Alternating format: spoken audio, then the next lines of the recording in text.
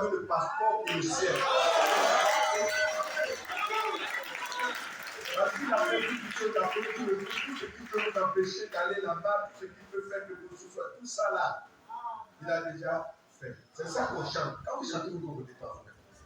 Il est bon, il est mort pour moi, il a fait ça. Quand vous chantez pour rien. Mais on ne chante pas comme les catholiques, on compte les religieux comme les. Non, ils ne savent pas. Ils chantent un Jésus, tu ne connais pas. Or, il vous l'a révélé, il continue de vous révéler par sa parole, afin que tous vous sachiez que votre route, votre chemin n'est plus en enfer. C'est le ciel. C'est pour ça que si vous savez assez ces choses, vous serez trop heureux. Et on est dedans pour qu'on arrive là où on va déranger le monde, le système du monde avant de disparaître. Que Dieu nous bénisse. Nous allons appeler le rang qu'on appelle affectueusement le rang Didyme. Il va venir nous entretenir.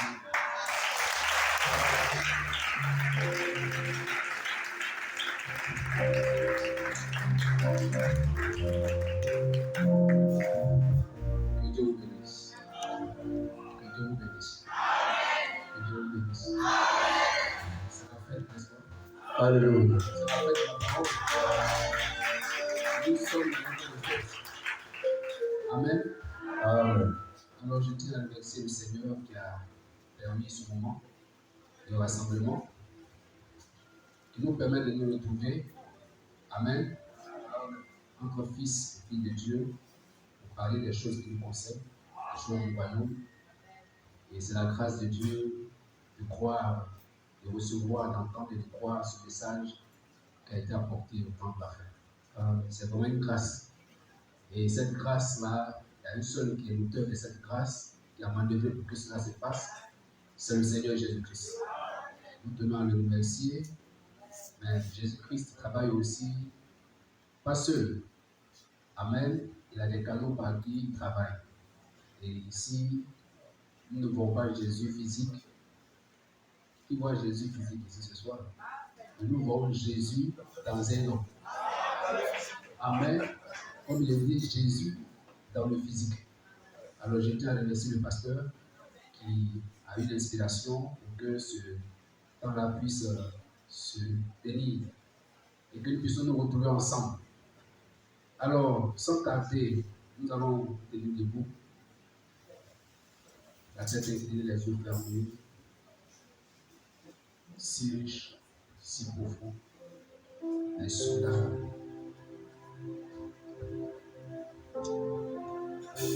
Est-ce que tu peux chanter en le réalisant?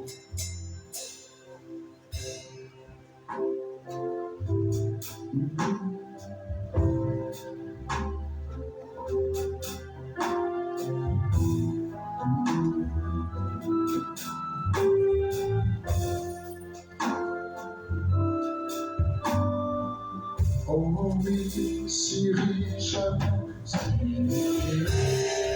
si profond, insondable, alléluia,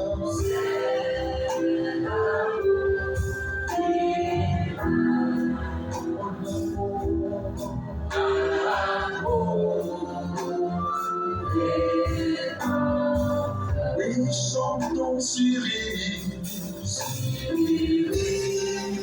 si profond,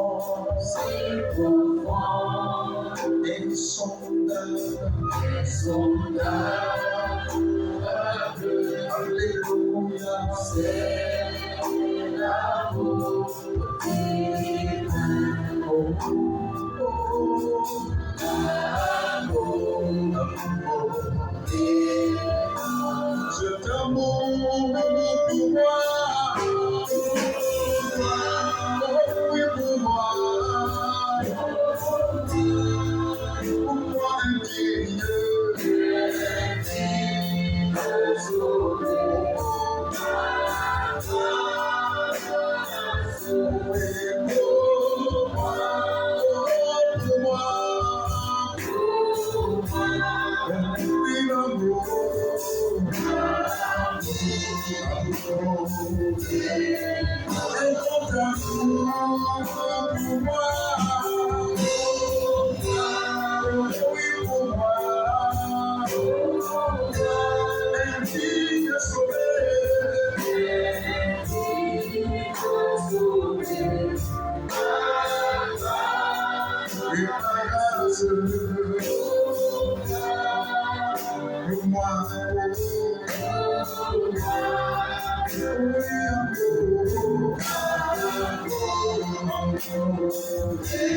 l'amour qui ne change pas. On va le dire ensemble.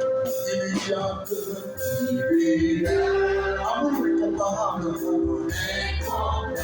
Amour qu'on ne peut exprimer à sa juste valeur. Oui, alléluia.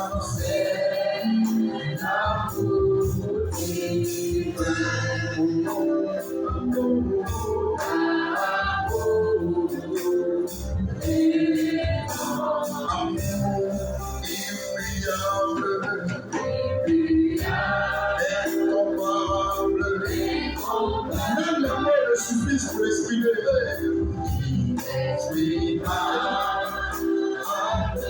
alléluia.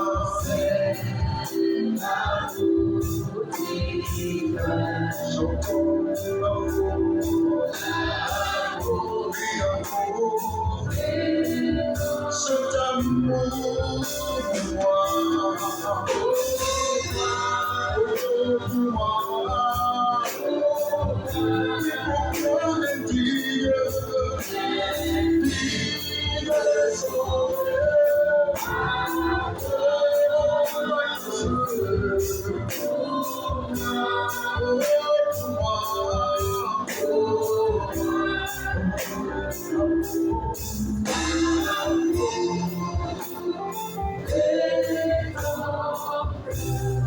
Seigneur, Dieu puissant, créateur du ciel et de la terre, ô Dieu, donateur de tout don excellent, toi le souverain, toi qui nous as pensé, qui nous as fait. Seigneur, nous sommes ici ce soir en ton nom, rassemblés, Père, et nos regards sont fixés sur toi. Oh Dieu, tu as pensé ce grand plan de la rédemption et tu as voulu que ce soit les lèvres humaines, Seigneur Père, qui le prêchent, qui l'annoncent, oh Dieu. Seigneur, enlève-moi encore du chemin ce soir et viens sur la scène. Ouvre le livre pour nous, Seigneur. Ta famille, tes enfants, oh Dieu, et parle à nos cœurs, parle à nos âmes, Seigneur. Afin que l'homme a prédestiné, Seigneur Père, voyez encore son nom dans les livres et se réjouisse, oh Dieu. Bénis ta parole ce soir, inspire à nous la chair, Seigneur Père. Bénis cette assemblée, oh Dieu, bénis nos âmes, conduis tout ce moment, Seigneur, par ton esprit. Et que ce soit toi, ce soit le prédicateur, car c'est toi, Seigneur Père, qui est parlé au commencement et c'est toi qui parles à la fin, oh Dieu. Bénis ta parole dans nos cœurs, au nom du Seigneur Jésus-Christ. Nous disons Amen. Acclamons le Seigneur. Que le Seigneur soit béni. Nous pour les Écritures dans le livre de Colossiens chapitre 1, le verset 24 à 29. Colossiens chapitre 1. Colossiens chapitre 1, verset 24 à 29. Je me réjouis maintenant dans mes souffrances pour vous. Et ce qui manque aux souffrances de Christ, je l'achève en ma chair pour son corps qui est l'Église. C'est d'elle que j'ai été fait ministre selon la charge que Dieu m'a donnée auprès de vous, afin que j'annonçasse pleinement la parole de Dieu. Le mystère caché de tout temps et dans tous les âges, mais révélé maintenant à ces saints, à qui Dieu a voulu faire connaître quelle est la glorieuse richesse de ce mystère parmi les païens, à savoir Christ en vous, l'espérance de la gloire.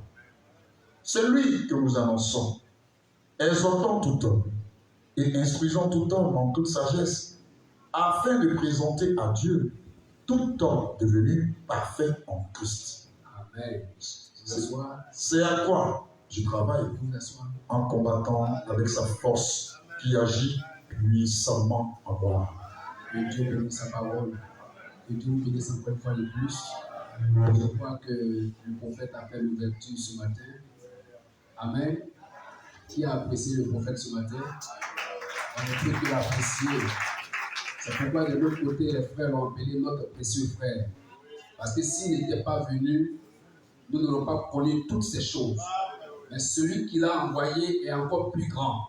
Parce que celui qui l'a envoyé nous a aimés. Il nous a aimés le premier et nous l'avons aimé en retour.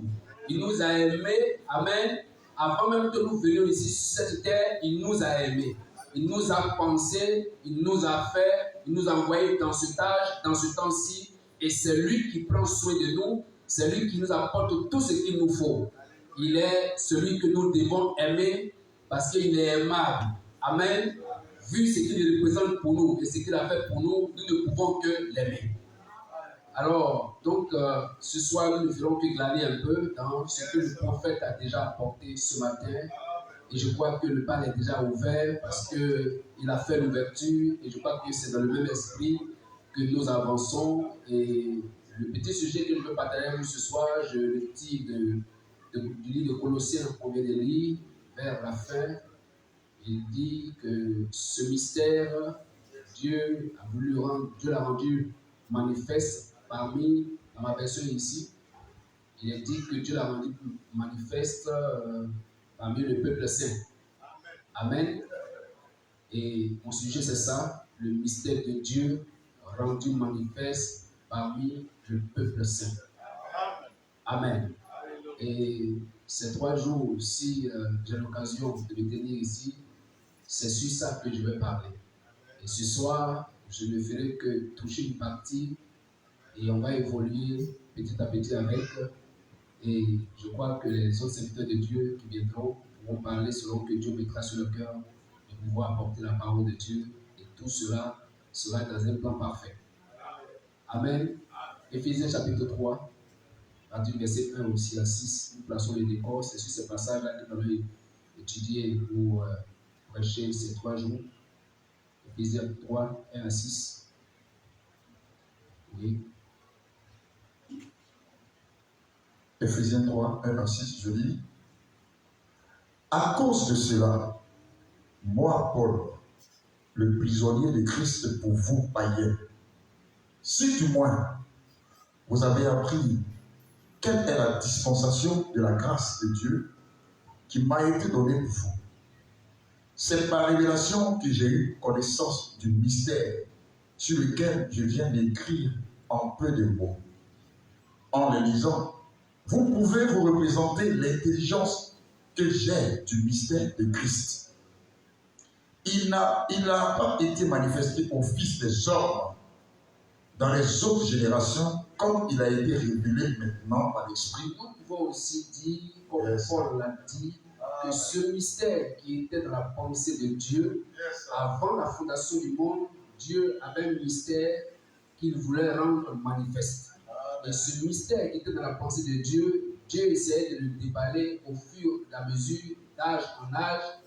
Mais même dans l'âge de Paul, ce mystère n'a pas été déballé comme il a été déballé aujourd'hui.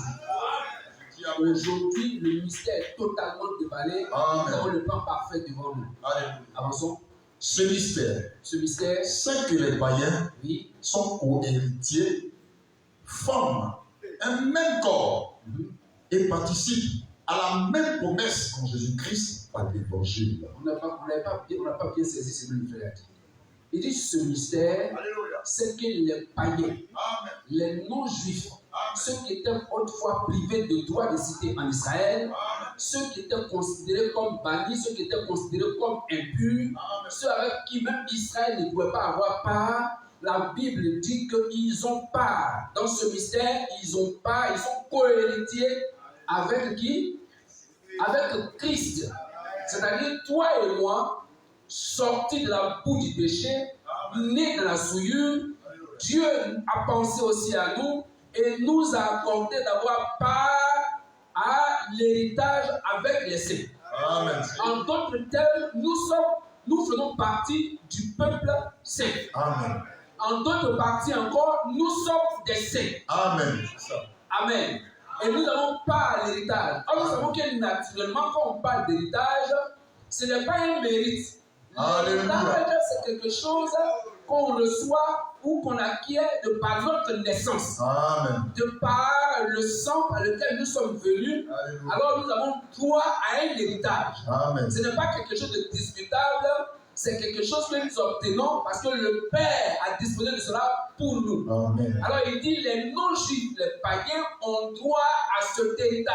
Alléluia. C'est pourquoi quand Dieu était en train de déballer ce mystère, les Juifs eux-mêmes étaient surpris. C'est pourquoi il y a eu une réunion quand Pierre était revenu de chez les nations. Alors les gens ne comprenaient pas que Pierre a même pu aller entrer chez les nations. Et encore plus, Pierre essayait de leur persuader, de leur expliquer ce qui se passait chez les nations. Il dit même les païens ont aussi eu par la même expérience. Ils ont reçu la même expérience que nous avons reçue ici à la Pentecôte. Mais comment cela peut-il se faire? Parce que Dieu, dans sa pensée divine, dans sa pensée, avait déjà pensé à nous. Et aujourd'hui, nous sommes dans le temps des nations où l'héritage nous était promis doit être manifesté, amen, en nous. Mais allons petit à petit ce soir, allons dans la genèse des choses. La Bible dit dans la Genèse au chapitre 2, au verset 9 et au verset 16, au verset 17, que nous avons plusieurs fois lu, la Bible dit qu'il y avait 2 arbres dans le jardin. Amen. Dans le jardin d'Éden, il y avait 2 arbres. On dit qu'il y avait l'arbre de la connaissance du bien et du mal, et il y avait l'arbre de la vie. Vous êtes là? Alors, il y avait aussi un homme où il y avait Adam qui était aussi dans le jardin d'Éden. Vous êtes là? Alors, le prophète vient pour nous dire que les 2 arbres qui étaient là dans le jardin n'étaient pas là au hasard. Vous êtes là? Que ces 2 arbres n'étaient pas là au hasard, mais que ces 2 arbres-là avaient un rapport avec l'homme. Donc ces 2 arbres étaient dans le jardin par rapport à l'homme. Leur présence dans le jardin, c'était un rapport direct avec l'homme. C'est à cause de l'homme que ces 2 arbres-là ont été placés là dans le jardin. Amen. Il n'y avait pas de hasard dedans. C'était à cause de l'homme que le Dieu souverain, que le Créateur a placé ces 2 arbres-là. Et ces 2 arbres symbolisaient 2 puissances. Ces 2 arbres symbolisaient 2 royaumes. Ces 2 arbres symbolisaient le diable et Dieu lui-même. Amen. Alors, lisons un peu le prophète et nous allons pouvoir entrer et décortiquer ces choses pour que chacun puisse saisir. Allons-y. Dans l'âge de l'église d'Éphèse, les Éphésiens dit, il y a eu ça, par la grâce 104, je dis. Arrivé là où nous en sommes, je voudrais fixer votre attention sur ce sujet pour que vous puissiez voir pourquoi il nous était nécessaire d'aborder la doctrine de la postérité du serpent, comme je l'ai fait. Nous commençons avec le fait qu'il y avait 2 arbres au milieu du jardin. Il y avait 2 arbres au milieu du jardin, oui. L'arbre de la vie. L'arbre de la vie était Jésus. L'arbre de la vie éternelle. Or, il y a une seule forme de vie éternelle, c'est Dieu. Donc, Dieu était placé au milieu du jardin. Amen. Oui. L'autre arbre est incontestablement l'opposé de l'arbre de la vie. N'est rien d'autre que Satan. Satan lui-même. Donc, les ténèbres aussi ont été placées au milieu du jardin. La vie au milieu du jardin, la mort au milieu du jardin. Et on dit la vie et la mort avaient un rapport direct avec l'homme. Donc la vie a été placée là à cause de l'homme, la mort aussi a été placée là à cause de l'homme. La mort n'a pas atterri dans le jardin au hasard, non. Yes. Il a été placé là en rapport avec l'homme. Alléluia. Continue. À cause de ce qui est issu du fruit de cet arbre. Oui. Nous savons donc maintenant que chacun de ces 2 arbres avait un rapport avec l'homme. Chacun de ces 2 arbres avait un rapport direct et même très direct avec l'homme. Oui. Sans quoi il n'aurait jamais été placé là. Sans quoi il n'aurait jamais été placé là. Qui a placé là? Le Créateur. Alléluia. Qui avait déjà son plan bien conçu avant même que l'homme apparaisse en Éden. C'est lui qui a permis, qui a placé les 2 arbres là au milieu du jardin, et les 2 arbres avaient un rapport direct avec l'homme, pas avec les animaux. Yes. Les animaux pouvaient se nourrir de tous les autres arbres du jardin s'ils le veulent. Ceux qui mangeaient les herbivores pouvaient manger les herbes, les animaux qui mangeaient les fruits pouvaient manger les fruits. Mais les 2 arbres là, eux, ils avaient un rapport direct avec l'homme. En dehors de ce que l'homme pouvait manger de tous les autres arbres du jardin, Mais les deux arbres qui ont été précisés là ont un rapport avec l'homme. Il devait avoir un rôle à jouer dans le plan. Ces deux arbres-là devraient avoir chacun d'eux un rôle à jouer dans quoi? Dans la scène de la rédemption. Alléluia. Dans le plan parfait de Dieu, chacun de ces arbres-là avait un rôle à jouer. Oh là là! Oh, regardez ici, parlons un peu de l'un de ces arbres, creusons un peu là-dedans. L'arbre de la connaissance du bien et du mal, qui a produit aujourd'hui tout ce que nous avons, le chaos dans lequel nous sommes, la politique de ce monde, la religion de ce monde, le chaos, la guerre dans ce monde, les maladies dans ce monde. Amen. Tout ce que nous avons comme désastre aujourd'hui a été produit par cet arbre-là. Donc nous pouvons dire aussi que Dieu a laissé que la maladie, l'adultère, le péché, l'incrédulité, les raisonnements, les doutes, l'AVC, l'ulcère et toutes sortes de maladies que vous connaissez ont été placées là dans le jardin. Et ils ont été placés là en rapport avec l'homme. Et dit chacun d'eux avait un rôle à jouer. Donc l'arbre de la mort, l'arbre de l'ulcère, l'arbre de l'adultère, l'arbre du mal, l'arbre de l'orgueil, l'arbre de l'incrédulité, l'arbre de tout ce que vous connaissez comme mal était placé là à cause de l'homme. Pas à cause des animaux et pas seulement placé là pour être là de façon fictive, mais ils avaient un rôle à jouer dans le plan de la rédemption. Lui aussi, il devait aussi jouer un rôle. Amen. Oui.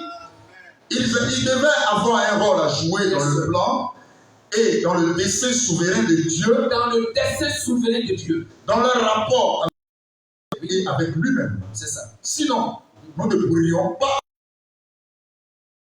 Oui. Jusqu'ici. C'est ça.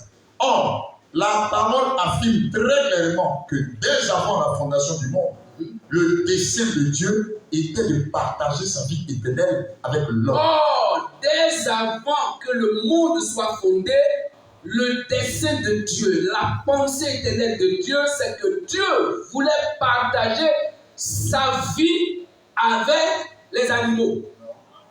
Partager sa vie avec tous les arbres du jardin. Non. Partager sa vie avec la terre. Non. Donc Dieu voulait partager sa vie avec l'homme. Amen. Amen. Amen. Donc la vie était aussi dans le jardin pour l'homme. Amen. L'homme devait avoir part à la vie de Dieu. Amen. L'homme devait avoir possédé la vie de Dieu en lui. C'est pourquoi l'arbre de la vie est venu là pour être communiqué ou pour communiquer ce qu'il est à l'homme. Amen.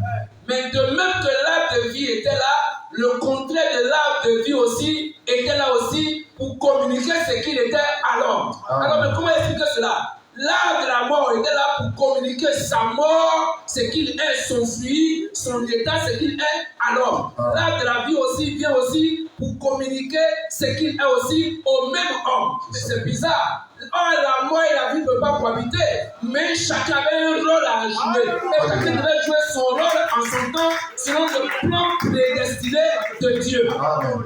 Amen. Chaque chose en son temps. Papa, viens, continue. Je continue. Oui. Il est jusqu'ici, tout ceci est vrai, n'est-ce pas?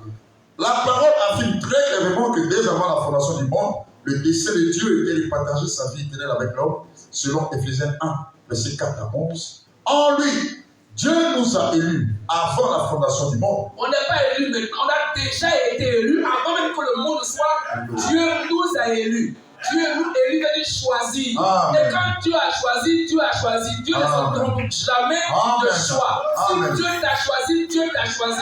Et il t'a choisi tel que tu es, il t'a choisi. Que tu sois tordu, si Dieu t'a choisi, Dieu t'a choisi. Et le choix de Dieu est un choix d'élection qui a été fait avant la fondation du monde. Avant que l'arbre de la mort, l'arbre de la connaissance du bien et du mal n'apparaisse à l'Éden, Dieu nous avait déjà choisi.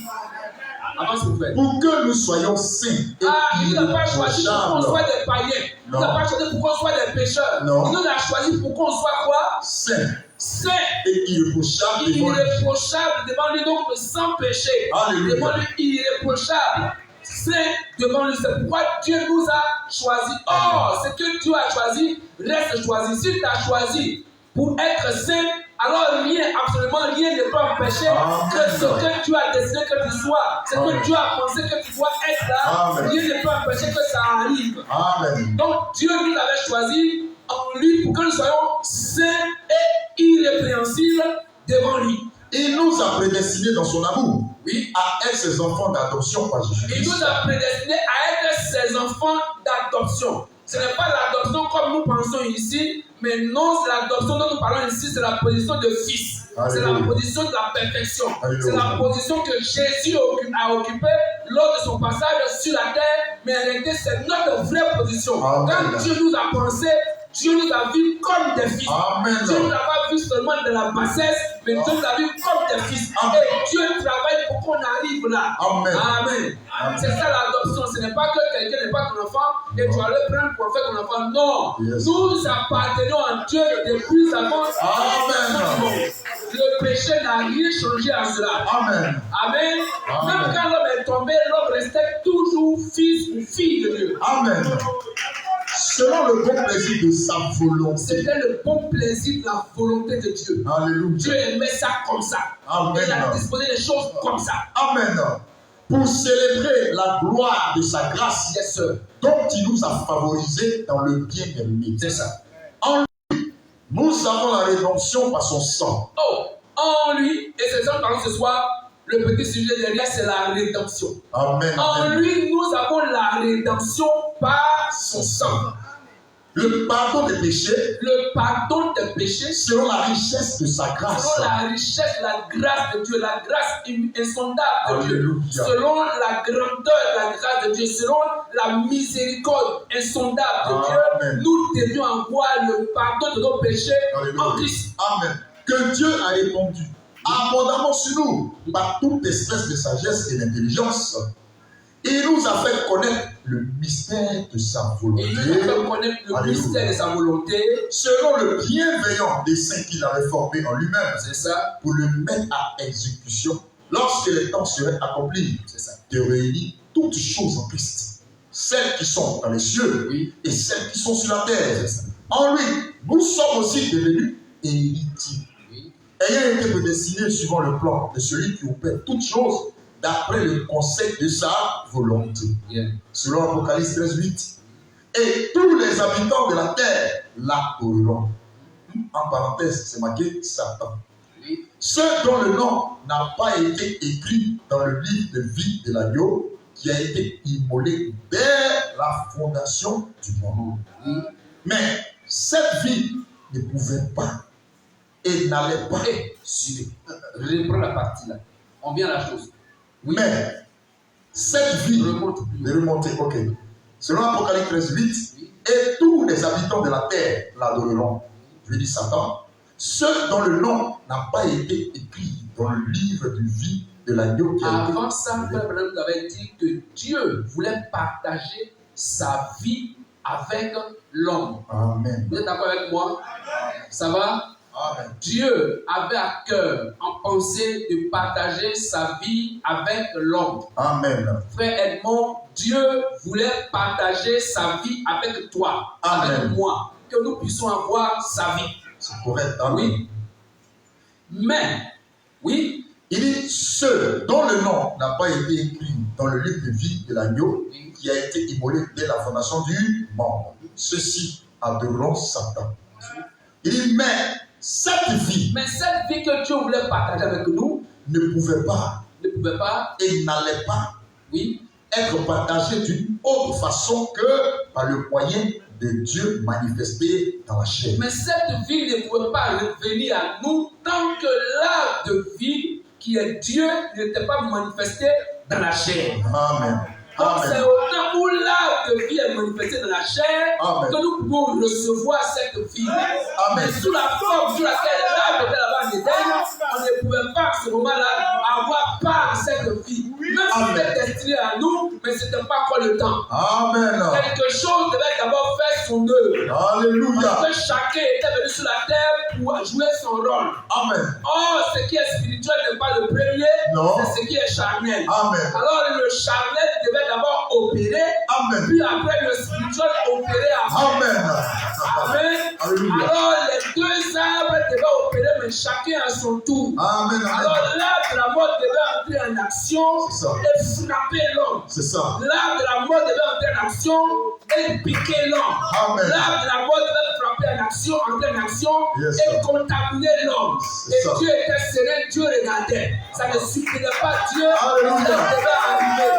Alléluia. La devait entrer dans la grâce humaine. Amen. La maladie devait entrer dans la grâce humaine. Amen. Adam devait être contaminé. Amen. Cela était dans le plan. Amen. C'était important, c'était capital.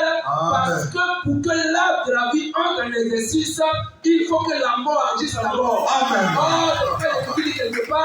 Alléluia. Nous avons porté l'image du céleste. Nous portons aussi l'image du céleste. Il fallait que le terrestre, le charnel, puisse d'abord agir. Donc l'être humain devait être frappé d'abord par l'arbre de la connaissance du bien et du mal. Alléluia. Amen. Amen. Mais pourquoi? Il y a aussi une autre loi en Dieu qu'on va voir. Alléluia. Quand tu le trouves, vas-y. C'était une partie de son plan éternel qu'il avait prévu d'avance. Ce plan devait célébrer la gloire de sa grâce. C'était le plan du rachat. C'était le plan du salut. Maintenant, écoutez bien. Comme Dieu était un sauveur, il devait nécessairement prédestiner un homme qui ait besoin du salut pour que Dieu ait une raison d'être. Maintenant, expliquez-moi. L'homme allait avoir besoin du salut. Comment? Alléluia. Parce que quand Adam était en Éden, Adam ne demandait pas le salut. Adam vivait. Mais il devait avoir envie de réclamer le salut. Oh, le salut, c'est quoi? Le salut, c'est pour celui qui est tombé. Alléluia. Amen.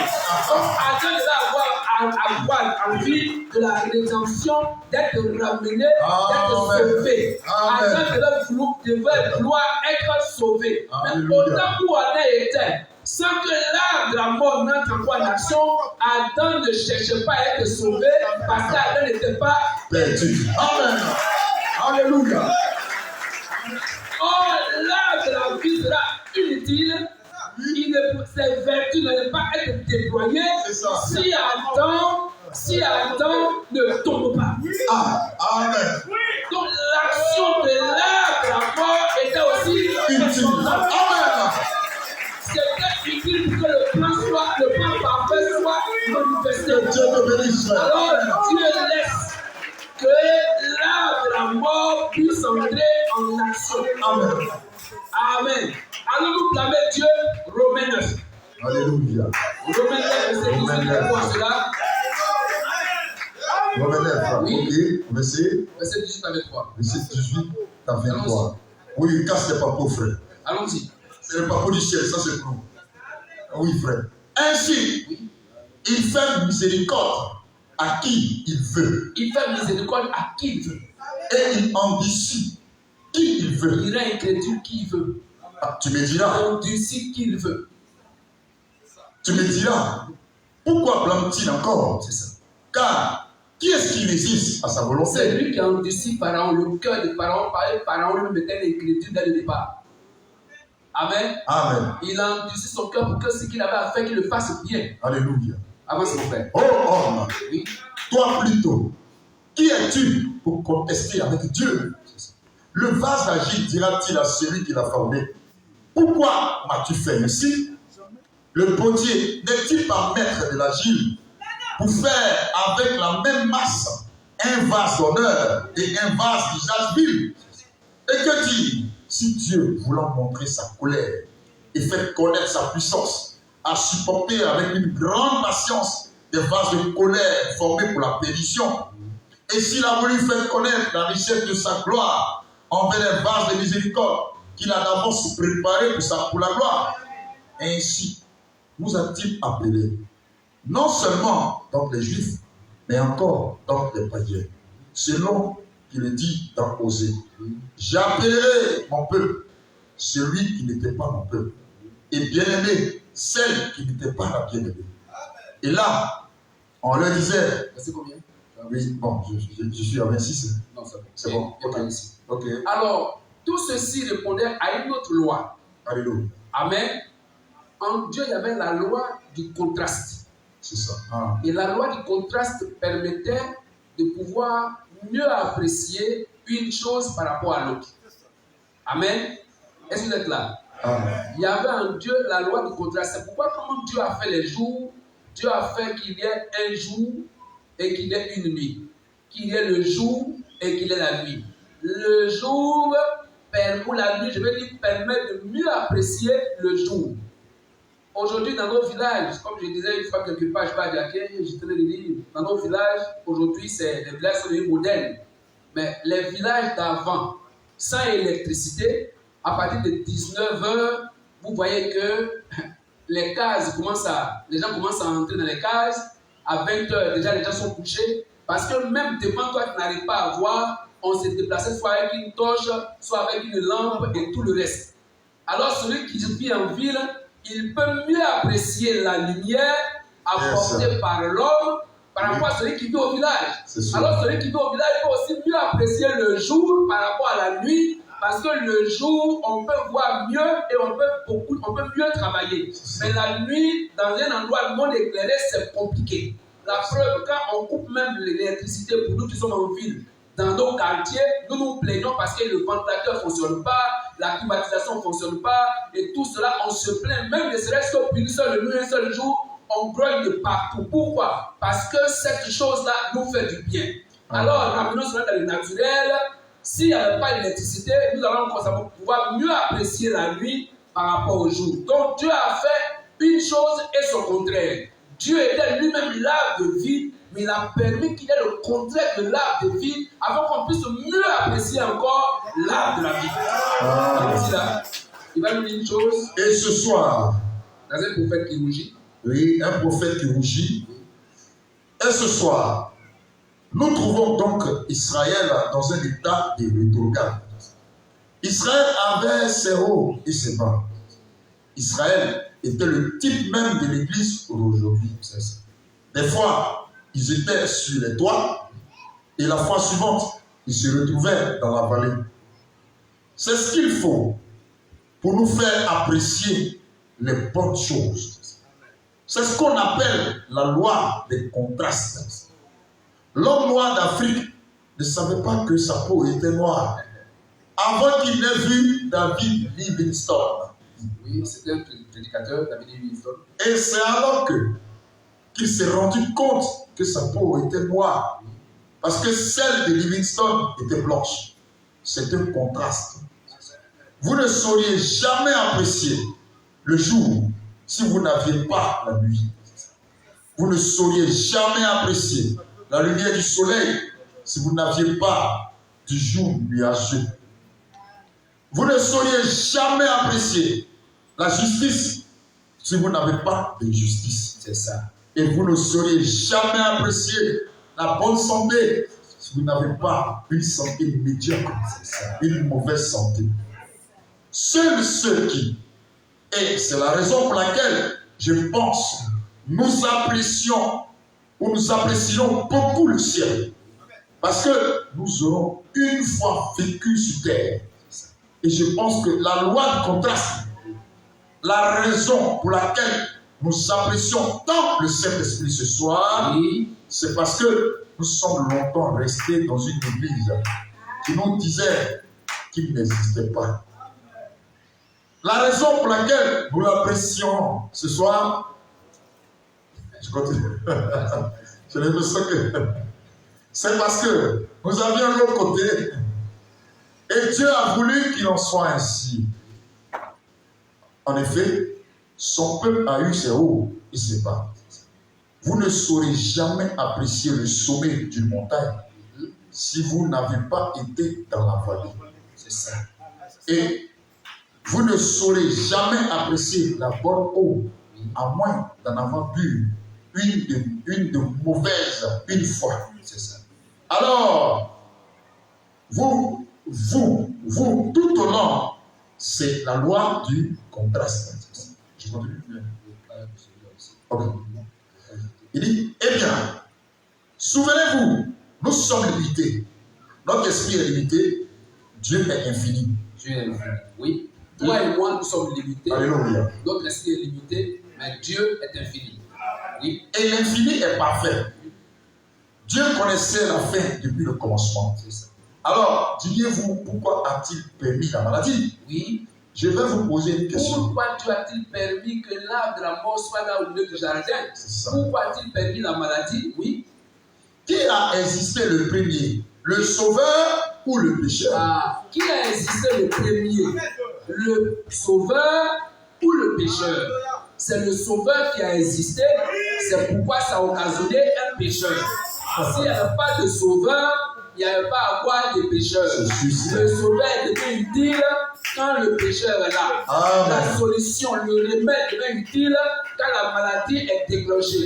S'il y a un remède qui n'a pas de mal, le remède ne sert à rien. Donc la solution était déjà en Dieu avant même que le problème ne soit arrivé. C'est pas Dieu ne craignait pas quand l'arbre de la mort est entré en scène. Dieu avait déjà le remède. Et Dieu lui-même était déjà le remède. Avance mon frère. Qui a existé le premier? Le guérisseur ou la maladie? Dieu a permis cela afin de pouvoir projeter son amour et sa puissance vers la race humaine. Eh bien, quand nous entrerons dans la présence du Seigneur Jésus à sa venue, il y aura des millions d'anges qui se tiendront autour de la terre avec la tête inclinée. Écoutons l'Église chanter les chants de la rédemption. C'est celui qui est perdu ou qui a connu la chute, qui a été ramené. C'est lui qui connaît l'importance quand il chante les chants de la rédemption. Amen. Si tu n'as jamais été perdu, Amen. si tu n'as jamais été ramené, tu ne comprends pas le chant de la rédemption, tu ne comprendras jamais parce que tu n'as jamais été dans cette position. C'est ça. C'est pas les anges, nous écouterons chanter Amen. les chants de la rédemption. Oui. Ils ne sauront pas de quoi nous parlerons. Ils ne sauront pas de quoi nous parlons. Ils n'ont jamais été perdus. C'est ça. Ils ne savent pas ce que c'est être perdu. Ils ne savent pas ce que c'est que la maladie. Ils ne savent pas ce que c'est que être tourmenté par le péché. Ils ne savent pas ce que c'est être tourmenté par le péché. Ils ne connaissent rien de toutes ces choses. Mais nous, on a connu ça. Alors nous chantons de tout notre cœur. Alléluia. Nous sommes venus. Nous sommes arrivés. Amen. Vous et moi, Oui. nous savons ce que cela représente. C'est ça. Ils ne sont jamais tombés malades. Ils ne savent pas se réjouir de la guérison. Ils n'ont pas besoin de guérison. S'il n'y avait jamais eu de mal, ils n'auraient jamais eu de bien. S'il n'y avait jamais eu de nuit, ils ne connaîtraient que le jour. Voyez-vous la loi du contraste? Il doit en être ainsi. Qu'il en soit ainsi. Alléluia. Alors, voyons l'image ce soir avant de chuter, parce que j'ai commencé un peu en retard. Mais ne vous en faites pas, ce n'est que le commencement d'une chose. Alors, allons avec l'image, l'exemple dans la Bible de Job. Et dans l'histoire de Job, nous voyons le plan de la rédemption. Nous voyons un homme que Dieu qualifie de juste. Nous voyons un homme que Dieu qualifie d'intègre. Nous voyons un homme de qui Dieu parle même à son adversaire. Amen.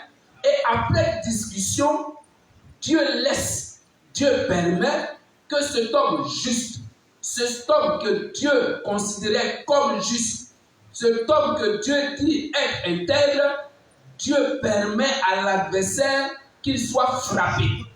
Or, Job était dans la même position dans laquelle Adam aussi était. Amen. Qu'est-ce qu'Adam était?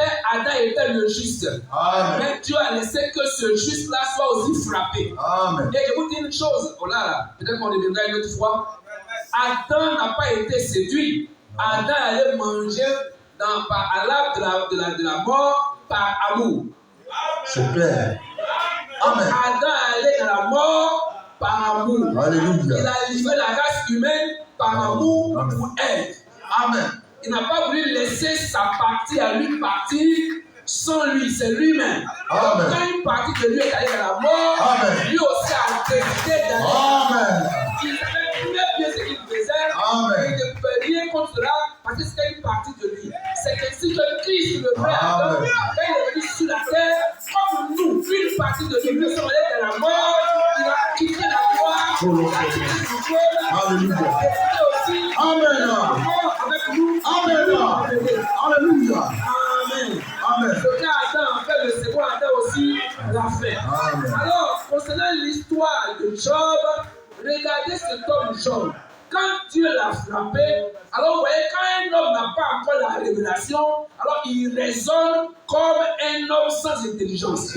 Alors Job commençait à se plaindre parce qu'il voyait que lui n'avait rien fait, il était un homme juste, mais pourquoi ces choses lui arrivaient? Alléluia. Alors les baptistes aussi sont venus, on commençait aussi lui prêcher le message de la condamnation. Et le message de la condamnation ne relève jamais un homme. C'est ça. Amen. Mais il y a un autre message pour relever un homme de sa chute. Amen. Ce n'est pas l'enfonçant, ce n'est pas le Alléluia.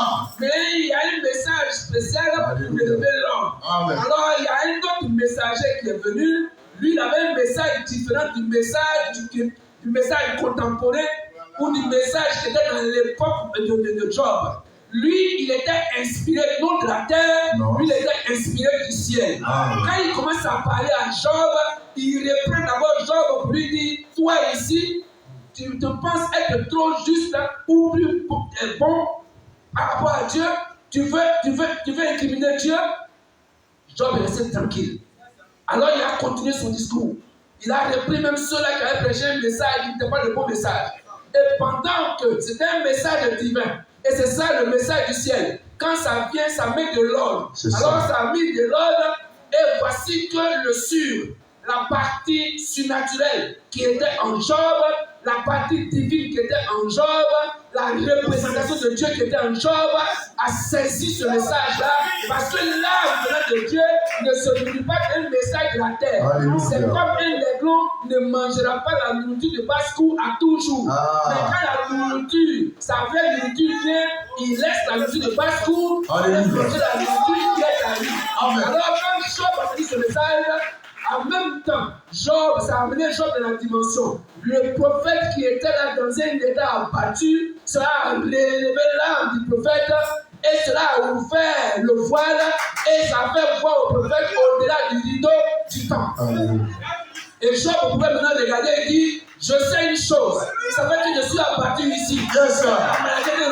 Alléluia. Alléluia. Alléluia. Ce défenseur est vivant. Je sais, mes yeux le verront. Pas les yeux d'un autre. Même si c'est vert rouge, je fais la Bible, mais je sais, il sera là. Je le verrai. Job l'a vu de loin, Job l'a salué. Job l'a vu de loin et Job l'a salué. Mais nous ne le voyons pas de loin pour le saluer. Nous sommes dans une autre époque. Alléluia. Amen. Nous sommes dans une autre âge. Alors, quand il vient dire à Job, c'est terrible, je vais t'interroger. Yes, Tu vas me répondre. Yes. Comme tu as de l'intelligence, je vais te poser des questions. Tu vas me répondre. Tu oublies que je suis le potier et que je fais du vase. Ce que je veux. Job, où étais-tu? Amen. Moi, je posais les fondations de la terre. Amen. Où étais-tu quand je faisais telle chose? Amen. Où étais-tu au secret quand les étoiles du matin me voyant œuvrer se régissaient? C'est ça. Job dit, oh, quand la révélation tombe, alors les écailles tombent des yeux. Amen. Job dit, j'ai parlé comme un insensé. C'est ça. Amen. J'ai raisonné comme un insensé. Amen. Et Dieu a restauré le prophète après. Cet homme qui avait perdu, il a été restitué plusieurs fois. Amen. Il a été béni encore plus. Parce que quand Dieu bénit abondamment. Amen. Je suis venu avec mes brebis et la vie, et que la vie quoi en abondance. Amen. Amen. Alors regardez une chose ici, on va finir par là. Quand Job a été frappé, la Bible dit de la tête de Job jusqu'à ses pieds, Job était couvert du cerf. Dans une autre version, dit Job était couvert de la maladie de la peau. Amen. Donc, de la tête aux pieds, l'homme juste était couvert de maladie de la peau. Or, je vous dis que Job était notre type. Job, l'histoire de Job, nous retrouvons notre image là-dedans. C'est vrai. De même, quand l'humanité a été frappée, c'est ça. Vous êtes avec moi, Depuis ce temps, chaque homme qui vient au monde vient avec l'âme tachetée, l'âme souillée, l'âme sale, l'âme malade. Amen. Au point qu'un jour, le prophète Jérémie lui-même, il va déclarer une chose, on va dire ça rapidement, dans Jérémie 13, le verset 23 à 24. Regardez ce que le prophète dit et sachez-le, ouais, Dieu va d'étape en étape. Je vous disais ici, vous n'avez pas oublié, que Moïse, en son temps, quand Dieu lui révélait les choses qu'il devait écrire, Moïse dit au commencement, Dieu fit, c'est ça, le ciel et la terre. C'est ça, non? Au commencement, Dieu créa le ciel et la terre. Amen. Ça, c'était à l'époque de Moïse. C'était la lumière que Dieu leur avait donnée en ce temps-là. C'est ça. Mais quand Jean, lui, vient, Jean, lui, ne dit pas qu'au commencement, Dieu créa le ciel et la terre. Non. Mais Jean dit plutôt, au commencement était la parole. Parce que pour que la terre soit créée, il faut un créateur. Amen. Et avant que la terre soit créée, avant qu'il y ait un commencement, il y avait d'abord le créateur qui est la parole. Il dit au commencement était la parole. Mais au 7e âge, quand le messager prophète apparaît, il dit avant même qu'il y ait la parole, il y avait l'être là qui possédait la parole du nom de El et la Elohim, celui qui existait par lui-même. Amen. Amen. Donc le prophète allait plus loin dans ce temps-ci. Alors Jérémie parlait selon son temps. Lisons l'écriture. Jérémie 13, verset 24. 23 à 24. 23 à 24. Il pose une question bizarre qui est restée longtemps dans la Bible comme sans réponse. Oui. Un Éthiopien. Qui connaît les Éthiopiens? On a vu à la télé. On a vu à la télé. Avant, ils étaient. Moi, je me rappelle, on était petit ici. Quand le papa avait insulté, il disait regardez les Éthiopiens. Parce que c'était mince comme ça. Toujours fois, je dis dans leur pays, ils n'ont pas de famille. Chaque fois, on pas de famille. Donc, ils étaient maigres. Et ils sont comment? Ils sont blancs. Ils sont comment? Ils ont la peau noire. Alors, le prophète pose la question. Est-ce qu'un Éthiopien peut-il changer sa peau? Peut par lui-même changer la couleur de sa peau? Quelle est la réponse? C'était non hier, mais aujourd'hui c'est oui. Hein? Aujourd'hui avec les produits l'Éthiopien change sa peau. Et on a beaucoup d'Éthiopiens qui changent leur peau. Et même les satans. Et ça, c'est la permission du diable. Amen. Mais la réponse à cette question, c'est non. Amen. On est avec une couleur de peau. Amen. L'Éthiopien peut-il changer sa peau? Il dit non. Continue. Et un léopard, c'est tache. Et un léopard. Le léopard, il est un peu comme la panthère. Vous êtes là? Le léopard a dans son pelage, quoi, sa peau, vous allez voir qu'il y a une partie beige qui tire sur le beige et il y a des taches noires. Et le léopard peut polapper son corps. Comme tous les félins là le font, les chats le font, les chiens aussi le font. Il peut polapper son corps, ça ne pourra jamais enlever les taches de son corps. Alors le prophète pose d'autres questions. Est-ce que l'Éthiopien peut-il par lui-même changer la couleur de sa peau? Est-ce que le léopard peut changer la couleur aussi de sa peau? Continue. De même, pourriez-vous faire le bien, vous qui êtes accoutumés à faire le mal? De même, vous ici, nous connaissons la réponse. Est-ce que vous qui êtes habitués au mal, est-ce que vous pouvez faire le bien? C'était une question. Cette question est restée longtemps comme ça dans la Bible. Mais un jour, tu vas venir, en 65, 63, le prophète va répondre à cette question. C'est pas là qu'on va venir ce soir. Vous êtes avec moi? Vas-y avec rapidement. Ok. Dans la prédication, la dislocation du mot, oui. Je commence ici. Il dit inclinons la tête pour un mot de prière. Suivez, dis la prière du prophète. Notre Père céleste, nous t'exprimons encore ce soir. Toi, le grand tout-puissant, combien nous sommes reconnaissants d'être rassemblés ici et d'être en vie et de pouvoir t'adorer ce soir. Et c'est dans ce but que nous sommes rassemblés, être assis ensemble dans les lieux célestes, comme frères et sœurs, citoyens du royaume de Dieu, attendant que le Saint-Esprit vienne sur nous, afin qu'il puisse nous révéler ce qu'il nous faut faire, le plan de notre vie.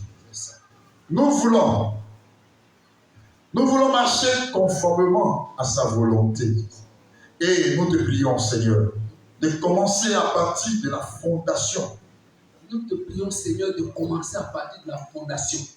Et de bien nous purifier. Et de nous purifier depuis la fondation, depuis la racine. Alléluia. Oui. Seigneur, et fais de nous de nouvelles créatures. Et fais de nous, Seigneur, de nouvelles créatures. Afin que nous puissions être en état de te servir. Afin que nous soyons en état de te servir. Sachant que cela nous est totalement impossible. Sachant que de par nous-mêmes, cela nous est totalement impossible. En effet, nous ne pouvons pas nous purifier nous-mêmes. Nous ne pouvons pas nous purifier nous-mêmes. Pas plus qu'un léopard. Pas plus qu'un léopard. Ne peut enlever ses taches en les léchant. Ne peut enlever ses taches en les léchant, en les lavant. Il ne fera que les rendre brillantes. En les lavant, ça devient encore de plus en plus brillant. En cherchant à déployer ses propres efforts. En déployant ses propres efforts à lécher ses taches, ça ne rendra que les taches plus brillantes. Mais il y a une fontaine remplie de sang. Mais attention, il y a une fontaine pleine du sang d'Emmanuel. Tirer les veines d'Emmanuel. Tirer des veines d'Emmanuel. C'est cela qui ôte des taches du léopard. C'est ça qui ôte des taches du léopard. Je lui ai posé la question, mais la réponse est ici. Il y a une fontaine tirée des veines d'Emmanuel. Le sang tiré des veines d'Emmanuel. C'est cette fontaine-là, c'est ce sang-là qui ôte les taches du léopard. Oh, de quel léopard parlons-nous? L'homme est semblable à ce léopard. Ce léopard-là, c'est l'homme. Amen. L'homme de par lui-même ne peut jamais, de là où il est tombé, être ramené, être purifié, être sans tache, être sans ride, sans Dieu lui-même. Mais Dieu a permis un remède pour que cet homme qui a été tacheté, cet homme qui a été souillé, cet homme dont l'âme sale, puisse passer de cet état à un autre état. Alors, je finis avec ces deux exemples. Alors, ces deux exemples-ci, il y avait dans la Bible, l'Écriture en parle, au temps de Jésus qui parlait de cela, il y avait deux léopards qui étaient allés en prière. Vous êtes là? Il y avait deux léopards qui étaient allés en prière. L'un était dans le groupe des publicains, l'autre était dans le groupe des pharisiens. Alors, le léopard du groupe des publicains, quand il est venu regardant ses tâches, il voyait qu'il était tellement sale et vil qu'il n'osait même pas lever la tête vers le Créateur afin de pouvoir se justifier, mais au contraire, il plaidait sa cause. Mais il y a un autre léopard qui se croyait trop bon, trop bien.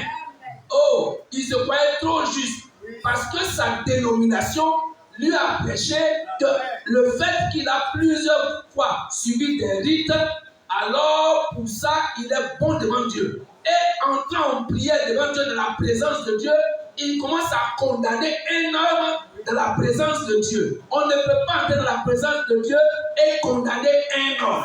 Et on ne peut pas entrer dans la présence de Dieu et juger son prochain. Mais quand on est dans la présence de Dieu, on plaide la cause de l'autre. Au lieu de plaider pour la cause de l'autre léopard, il a commencé à juger l'autre léopard là, amen, devant Dieu. Alors, qu'est-ce qui s'est passé? Dieu, connaissant le cœur de ces deux, a permis que le léopard publicain entre chez lui, ses tâches, ses péchés totalement enlevés. Qu'est-ce qui s'est passé? Il s'était jeté dans cette fontaine-là et il est parti libre. Mais l'autre léopard est rentré chez lui toujours avec ses mêmes tâches. Pourquoi? Il y a un élément qui manquait. À l'autre, la révélation de cette fontaine a été accordée, mais à cet autre-là, la révélation de la fontaine qui purifie n'a pas été accordée. Amen. Un dernier exemple que j'ai l'habitude de prendre chaque fois, c'est aussi deux autres léopards. Un léopard masculin et un léopard féminin. Alors le léopard féminin s'appelait Marie de Magdala. Non seulement elle avait assez de tâches, mais elle avait encore 7 démons. Donc son cas était pire. Mais il y avait un autre léopard, lui il était non seulement souillé dans l'âme, mais il était aussi souillé dans le corps, parce qu'il avait la lèpre. Et il invite la fontaine chez lui à la maison. Comme quelqu'un qui allait voir la source de si pour déplacer l'eau jusqu'à chez lui. La fontaine qui purifie s'est déplacée avec tout son arsenal est venu chez lui. Mais au lieu de profiter des bienfaits de cette fontaine, mais son attitude de cœur a fait en sorte qu'il n'a profité absolument de rien. Mais l'autre léopard tacheté qui était venu charger, s'est approché de la fontaine, elle a eu une bonne attitude, elle a eu la révélation de qui était en face de lui, et elle s'approchait pleurant et criant devant Dieu pour que ses taches et sa souillure soient totalement enlevées. Et ce jour-là, elle est rentrée chez elle libre. Les démons qui la possédaient ôtés et elle est partie totalement libre chez elle. Et la fontaine a quitté la maison. Le léopard du nom de Simon le lépreux est resté toujours tel qu'il était, sans qu'aucune tâche ne soit ôtée de lui. Amen. Alors, toutes ces choses nous ramènent au grand plan de la rédemption du mystère qui est dans le cœur de Dieu. Vous êtes avec moi? Alors, vu que mon temps qui nous accordé est déjà là, alors, gardez ce peu ce soir. Ce n'est qu'une plateforme. Nous allons construire là-dessus. Nous parlons sur ce sujet-là, qui est le mystère de Dieu rendu manifeste parmi le peuple saint. Et aujourd'hui, ce peuple saint n'est pas au ciel, ce peuple saint n'est nulle part, le peuple saint est ici maintenant même. Amen. C'est pourquoi le mystère est déballé, afin que chaque fils prédestiné voie ait la révélation de ce mystère, ait la révélation de cette fontaine, ait la révélation des richesses que renferme ce mystère, et puisse en jouir pleinement, parce que c'est le temps. Il y a eu un temps où nous avons connu la chute de par Adam, et la Bible dit quelque part, et ça on va pouvoir finir par là, ils disent, par un homme, le péché s'est étendu sur toute la race. N'est-ce pas? Et comment le péché s'est étendu sur toute la race? Nous n'avons pas péché du péché d'Adam. C'est Adam qui a chuté et a amené le chaos sur la race humaine. Et nous sommes devenus par la suite contaminés, nous sommes devenus des pécheurs, pas par notre volonté, mais nous sommes nés pécheurs. La Bible dit demain que nous sommes devenus pécheurs, non par nous-mêmes, mais de par la faute de un. Il y a eu aussi un qui est venu et qui a posé un acte juste, et par cet acte juste, il nous a tous aussi ramenés à la vie. Nous avons été justifiés en lui. Il nous a ramenés à la vie avec lui. Ce n'est pas qu'il nous ramènera à la vie. Il nous a déjà ramenés à la vie. Mais nous sommes ici afin que, amen, chaque fils qui a été ramené à la vie découvre cela, embrasse cela, devienne un avec cela, entre pleinement dans cela. Or, je vous disais ici, et c'est ce qu'on dira prochainement, que ce mystère, il reste attaché à ce mystère un élément surnaturel. Tous ne peuvent pas avoir accès à cela. Et nous verrons cela prochainement. Que Dieu vous bénisse. Et on va simplement se bénir et nous approcher de cette fontaine encore ce soir. Oui, cette fontaine qui confirme ce nettoyage à fond acquis depuis le retard. Oui, encore qui encore est dans nos pieds ce soir, demander comme ce public simplement qu'il nous soit miséricordieux et que ce qu'il a acquis pour nous, puisqu'il est question maintenant d'entrer en possession de la chose, nous puissions voir cela prendre forme réelle dans les lignes de nos vies. Prions ensemble, Seigneur, ce soir.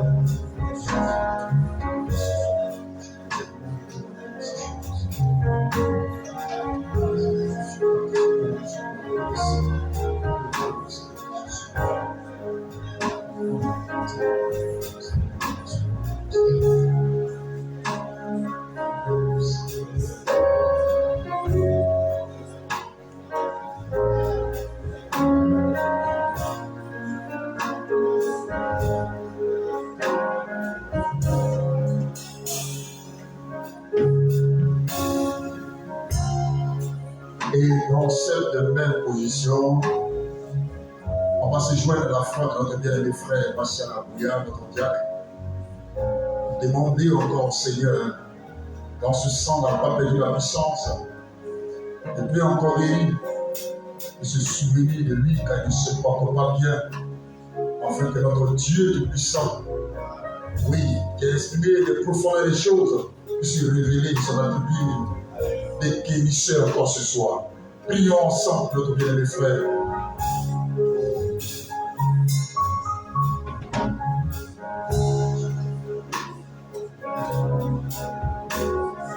Il a dit que c'est le guérisseur qui était en premier, Seigneur. C'est pour ça qu'il y a 4 maladies, Seigneur. Tout ça était taillé sur mesure, tout était parfaitement complet. Voici un cas encore qui a fait cela. Il est déployé comme étant le grand médecin, Seigneur. Nous voulons simplement que tu confirmes ta parole telle que tu m'as révélée ce soir, Père. Et que notre frère, pendant que nous prions, Père, puisse voir le surnaturel arriver, agir dans sa vie, dans l'espoir de le voir demeurer ici en pleine santé, à son poste de devoir, Seigneur. Oh, Seigneur, souviens-toi de l'Église.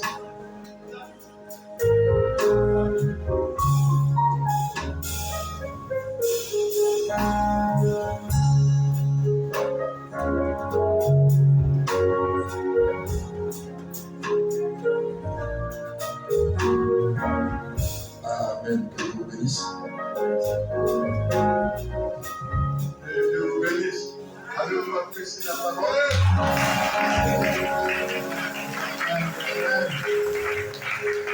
C'est là que le message est poursuivi que nous avons écouté.